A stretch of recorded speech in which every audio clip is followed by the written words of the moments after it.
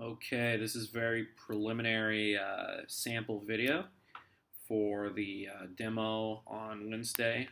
The part that I'm working on is the blood monitoring idea where we're listening to the flow and comparing a normal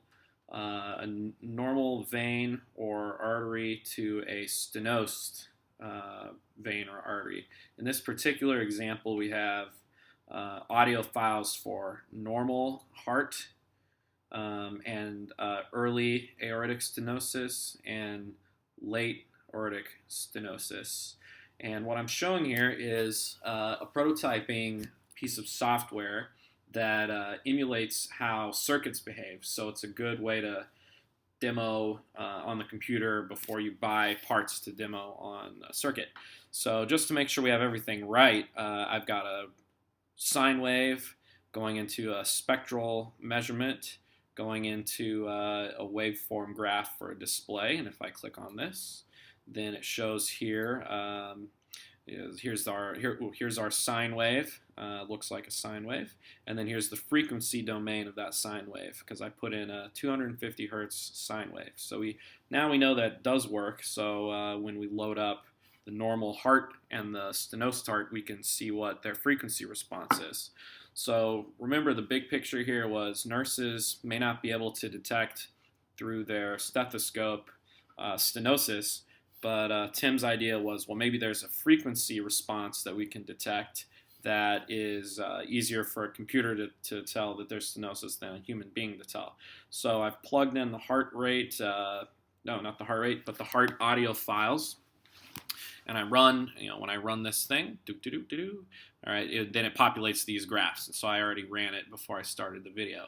This is what a normal heart rate, a heart looks like in time domain. You could zoom in and see what a full cycle looks like if you want to look at a whole cycle. Or zoom in maybe a little bit further if we need to. And this is what it looks like in the frequency domain. I need to look at some of the papers, but I think it said most of the activity that was different was below 500 hertz, so we can change it to 500 hertz. We can look at the difference between normal and early stenosis at 500 hertz and lower. And something that jumps out is in the normal heart, 100 hertz has a peak.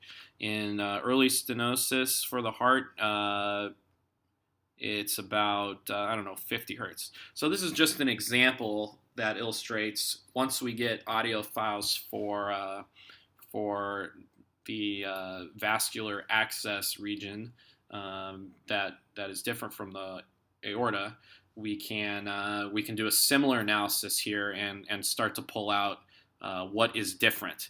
So we're going to get our ideas for that from published papers, which I think say something like frequencies under 500 hertz are the good signal. So then just for wrapping this up, under 500 hertz response for late stenosis, we can see that there's an even similar peak right down here at 50 hertz or so. So early stenosis 50 hertz, late stenosis 50 hertz, all dropping off.